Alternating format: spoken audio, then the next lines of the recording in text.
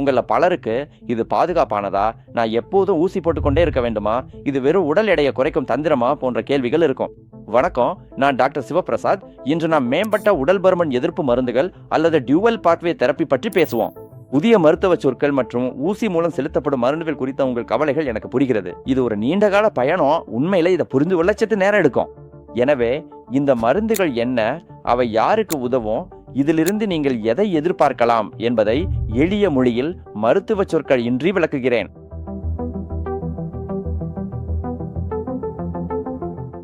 முதல்ல ஒரு விஷயத்தை பார்ப்போம். இந்த மேம்பட்ட உடல் பருமன் எதிர்ப்பு மருந்துகள் உங்கள் உடலில் உண்மையில் என்ன செய்கின்றன என்பதை புரிந்து கொள்வோம். நீங்க சாப்பிட்ட பிறகு உங்க குடல் 2 முக்கியமான ஹார்மோன்களை உற்பத்தி செய்கிறது. முதல் ஹார்மோன் GIP. இது உணவு வரும்போது உங்கள் கணையம் இன்சுலினை வெளியிட உதவுகிறது. இரண்டாவது GLP-1. இது செரிமானத்தை மெதுவாக்கி வயிறு நிறைந்ததும் மூளைக்கு சமிக்ஞை அனுப்பி இரத்த சர்க்கரையை கட்டுப்படுத்துகிறது. ஆனா உடல் பருமன் மற்றும் நீரிழிவு நோயாளிகளுக்கு இது நடப்பதில்லை. வயிறு நிறைந்து விட்டது என்ற சமிச்சையை மூளையால் உணர முடியாது. கணையத்தால் சர்க்கரையை கட்டுப்படுத்த முடியாது என்பதால் உடல் சரியாக செயல்படாது. டூயல் பாத்வே மூலம் செயல்படும் சில புதிய உடல் பருமன் எதிர்ப்பு மருந்துகளை பற்றி சொல்கிறேன். இவை GIP மற்றும் GLP-1 ஆகிய 2 ஹார்மோன் ஏற்பிகளையும் ஒரே நேரத்தில் தூண்டும். இதை இப்படி நினைச்சு பாருங்க. ஒரு வழிப்பாதை நெரிசல்ல சிக்கியிருந்தா இந்த மருந்துகள் 2 வழி நெடுஞ்சாலையை திறப்பது போன்றது. இது போக்குவரத்தை சீராக்கும். இப்போது இந்த மருந்துகள் என்ன செய்கின்றன என்று உங்களுக்கு தெரியும். இவற்றை எடுத்துக்கொள்ள தொடங்கும் போது என்ன நடக்கும் என்று பார்ப்போம். 1. நீங்கள் குறைவாக சாப்பிடும்போது வயிறு நிறைந்த உணர்வை மூளைக்கு இது மீண்டும் அளிக்கும். நீங்கள் பட்டினியாக இருக்க வேண்டியதில்லை, ஏனெனில் உங்கள் மூளைக்கு திருப்தியான சமிக்ஞை கிடைத்துவிடும். 2. இவை உங்கள் கணையம் இன்சுலினை சரியாக வெளியிடவும் இரத்த சர்க்கரையை அதிகரிக்கும் ஹார்மோனை குறைக்கவும் உதவுகின்றன. இதனால் உங்கள் இரத்த சர்க்கரை அளவு சிறப்பாக கட்டுக்குள் வரும். 3. இந்த மருந்துகள் நீங்கள் சாப்பிட்ட உணவு உங்கள் வயிற்றிலிருந்து வெளியேறும் வேகத்தையும் குறைக்கின்றன. இதன் விளைவாக நீங்கள் நீண்ட நேரத்திற்கு வயிறு நிறைந்த உணர்வுடன் இருப்பீர்கள். மேலும் இது டயட் மாத்திரைகளை போல பசியை மட்டும் அடக்கும் ஒன்றல்ல. இது உண்மையில பாதிக்கப்பட்ட வளர்ச்சிதை மாற்ற சமிக்கைகளை சரி செய்ய உதவுகிறது.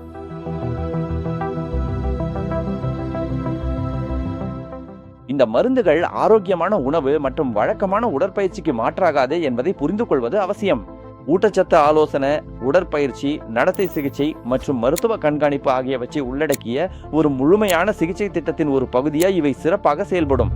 நினைவில் கொள்ளுங்க, இவை மருத்துவ கருவிகள், குறுக்கு வழிகள் அல்ல. இப்போது நான் தெளிவாக சொல்கிறேன், இது உடனடி உடல் எடை குறைப்பு தந்திரமோ அல்லது பிரபலங்கள் பின்பற்றும் ஒரு போக்கோ அல்ல. உண்மையில என்ன நடக்கும் என்பது இங்கே. உங்க மருத்துவர் குறைந்த அளவிலேயே மருந்தை தொடங்குவார், பின்னர் வார கணக்கில் படிப்படியா அதிகரிப்பார். இந்த செயல்முறை டோஸ் எஸ்கலேஷன் என்று அழைக்கப்படுகிறது. இது உங்கள் உடல் மருந்துக்கு ஏற்ப மாறவும் பக்க விளைவுகளை குறைக்கவும் வடிவமைக்கப்பட்டுள்ளது. இந்த மருந்தை வாரத்துக்கு ஒரு முறை எடுக்க வேண்டும். இது ஒரு சப்குடேனியஸ் ஊசி, அதாவது சக்கர நோயாளிகள் இன்சுலின் போடுவது போல தோலுக்கு அடியில் செலுத்தப்படும். அதே போல் முறையான பயிற்சிக்கு பிறகு நீங்களே வீட்டிலேயே ஊசி போட்டுக் கொள்ளலாம். நீங்கள் யோசிக்கலாம், சரி, ஆனால் இதில் என்ன ஆபத்துகள் உள்ளன என்று. எனவே இப்போது இந்த மருந்துகளின் பக்க விளைவுகளை பற்றி விவாதிப்போம். முதல் சில வாரங்கள்ல பல ஆண்களுக்கு குமட்டல், வாந்தி, வயிற்றுப்போக்கு மற்றும் பசியின்மை ஆகியவை ஏற்படலாம். இவை குடல் தொடர்பான பக்க விளைவுகள். மருந்தின் அளவு அதிகரிக்கப்படும் போது இவை பொதுவாக காணப்படும். அனைவரும் கேட்கும் கேள்வி என்னவென்றால், நான் உண்மையாகவே என்ன முடிவுகளை எதிர்பார்க்கலாம்? மருத்துவ ஆய்வுகள்ல வாழ்க்கை முறை மாற்றங்களுடன் இந்த மருந்துகளை பயன்படுத்தும் போது சில நோயாளிகளுக்கு குறிப்பிடத்தக்க உடல் எடை குறைவு ஏற்படுகிறது. ஆனால் முடிவுகள் நபருக்கு நபர் மாறுபடும். இடமாற்றங்களுக்கு அப்பால் இடுப்பு அளவு, இரத்த அழுத்தம், கொலஸ்ட்ரால், ட்ரைகிளிசரைடு அளவுகளில் முன்னேற்றத்தை மருத்துவர்கள் கவனித்துள்ளனர். மேலும் டைப் 2 நீரிழிவு உள்ளவர்களுக்கு உணவு மாற்றங்களுடன் இந்த மருந்தை எடுக்கும்போது இரத்த சர்க்கரை கட்டுப்பாடு காலப்போக்கில் கணிசமாக மேம்படும். இந்த மாற்றங்கள் வாரங்களில் அல்ல, மாதங்களில் தான் ஏற்படும் என்பதை கவனிக்க வேண்டும். சரியான அளவு, தொடர் கண்காணிப்பு, நல்ல உணவு மற்றும் உடற்பயிற்சி இருந்தால் இது சிறப்பாக செயல்படும். தனிப்பட்ட முடிவுகள் பல காரணிகளை பொறுத்தது. முழுமையான சிகிச்சை திட்டத்தை அவர்கள் எவ்வளவு சரியாக பின்பற்றுகிறார்கள் என்பதும் இதில் அடங்கும்.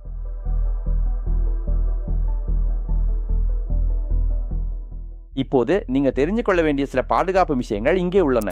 இந்த மருந்துகள் அனைவருக்கும் ஏற்றவை அல்ல. இவற்றை உங்களுக்கு பரிந்துரைக்கும் முன் உங்கள் மருத்துவர் உங்களை கவனமா பரிசோதிப்பார். உங்களுக்கோ அல்லது உங்கள் குடும்பத்தினருக்கோ மெடுலரி தைராய்டு கார்சினோமா எனப்படும் குறிப்பிட்ட வகை தைராய்டு புற்றுநோய் இருந்திருந்தால் நீங்கள் இந்த மருந்துகளை எடுக்க முடியாது. உங்களுக்கு MEN2 சிண்ட்ரோம் எனப்படும் மரபணு பாதிப்பு இருந்தா, இதே போன்ற மருந்துகளால் உங்களுக்கு கடுமையான அலர்ஜி ஏற்பட்டிருந்தா, உங்கள் துணை கர்ப்பமாக இருந்தாலோ அல்லது குழந்தை பெற்றுக்கொள்ள திட்டமிட்டிருந்தாலோ இதற்கான நேரத்தை பற்றி உங்கள் மருத்துவரிடம் ஆலோசிக்க வேண்டும். இப்போது உங்களுக்கு தொடர்ந்து வாந்தி மற்றும் அலர்ஜி அறிகுறிகளுடன் தீராத கடுமையான வயிற்று வலி ஏற்பட்டால் உடனடியாக உங்கள் மருத்துவரை தொடர்பு கொள்ளவும். இது பான்கிரியாடைட்டிஸ் அல்லது மிக அரிதா ஏற்படும் வேறு சில தீவிர பிரச்சனைகளின் அறிகுறியாக இருக்கலாம். மேலும் ஒரு முக்கியமான விஷயம், இரத்த அழுத்தம் அல்லது சர்க்கரை நோய் மருந்துகளை போலவே உடல் பருமனை ஒரு நீண்ட கால நோயாக கருதி அதை கட்டுப்படுத்த இந்த மருந்துகள் வடிவமைக்கப்பட்டுள்ளன. சிகிச்சையின் காலம் மற்றும் அதன் பொருத்தம் ஆகியவற்றை உங்கள் உடல்நிலை மற்றும் ஆரோக்கிய இலக்குகளின் அடிப்படையில் உங்கள் நிபுணர் தீர்மானிக்க வேண்டும். இப்போது வாராந்திர ஊசிகள் பயமுறுத்துவதாகவும் அல்லது சங்கடமாகவும் இருக்கலாம் என்று எனக்கு தெரியும். ஆனா இது உலகம் முழுவதும் லட்சக்கணக்கான சக்கரை நோயாளிகள் பின்பற்றும் ஒரு சாதாரண மருத்துவ சிகிச்சை தான். இது ஒரு சிறிய ஊசி, 30 வினாடிகள் கூட ஆகாது, உங்கள் வீட்டிலே தனிமையிலே செய்து கொள்ளலாம். இது பலவீனம் அல்ல, இது உண்மையில மேம்பட்ட மருத்துவ சிகிச்சை மூலம் உங்கள் உடல்நிலையை கட்டுக்குள் கொண்டு வருவதாகும்.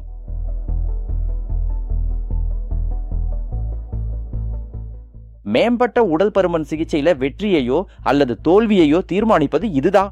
வெற்றி என்பது வெறும் ஊசி போடுவது மட்டுமல்ல, இது ஒரு முறையான கண்காணிப்பு. முதல் டோஸிற்கு பின் 4 முதல் 12 வார தொடர் சிகிச்சையை மருத்துவர் திட்டமிடுவார். ஒவ்வொரு வருகையிலும் உங்கள் உடல் எதிர்வினை, பக்க விளைவுகள், டோஸ் மாற்ற தேவை மற்றும் வளர்ச்சிதை மாற்ற முன்னேற்றங்களை மருத்துவர் சரிபார்ப்பார். பல ஆண்கள் முதல் 6 வாரங்களிலேயே சிகிச்சையை நிறுத்துகிறார்கள்.